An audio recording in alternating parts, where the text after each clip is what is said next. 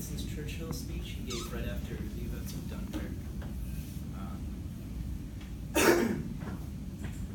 Don't want to do that during the speech. The German eruption swept like a sharp scythe around the right and rear of the armies of the North.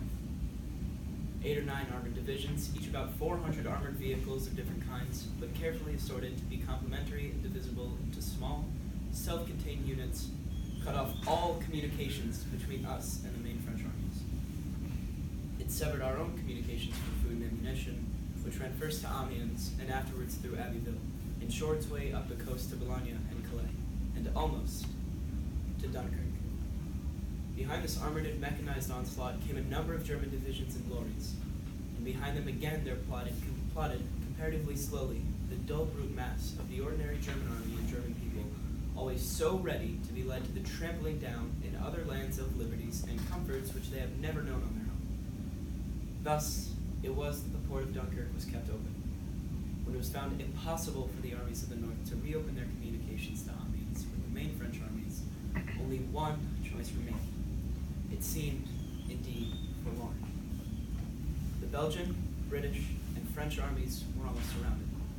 Their sole line of retreat was to a single port and to its neighboring beaches.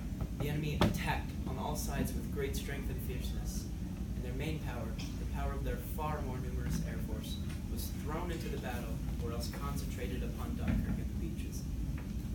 Pressing in upon the narrow exit, both from the east and from the west, the enemy began to fire with cannon upon the beaches by which alone the shipping could approach or depart. They sowed magnetic mines in the channels and seas. They sent repeated waves of hostile aircraft, sometimes more than 100 strong, in one formation to cast their bombs upon the single pier that remained and upon the sand dunes upon which the troops had their eyes for shelter. Meanwhile, the Royal Navy, with the willing help of countless merchant seamen, strained every nerve to embark the British and Allied troops. 220 light warships and 650 other vessels were engaged. They had to operate upon the difficult coasts, often in adverse weather, under an almost ceaseless hail of bombs, and in French armies were up an increasing concentration of artillery fire. Nor were the seas, if I had said, themselves free from mine or torpedoes.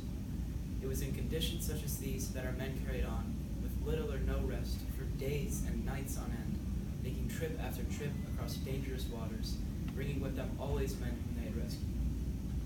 The numbers they have brought back are the measure of their devotion and their courage. The hospital ships, which brought off many thousands of British and French wounded, being so plainly marked, were a special target for Nazi bombs, but the men and women on board never faltered in their task. I have myself full confidence that if all do their duty, if nothing is neglected, and if the best arrangements are made, as they are being made, we shall prove ourselves once again able to defend our island home, to ride out the storm of war, and to outlive the menace of tyranny, if necessary for years, if necessary alone.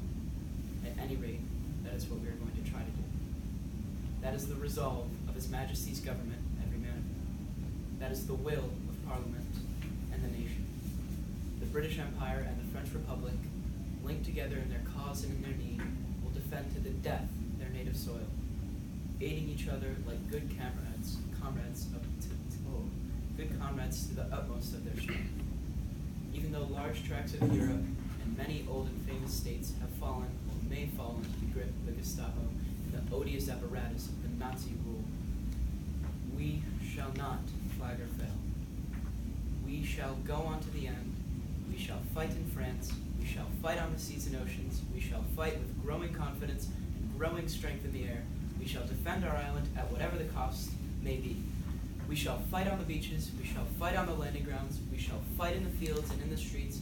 We shall fight in the hills. We shall never surrender. And even if, which I do not for a moment believe, this island or a large part of it were subjugated and starving, then our empire beyond the seas, armed and guarded by the British fleet, would carry on the struggle until in God's good time, the New World, with all its power and might, steps forth to the rescue and the liberation of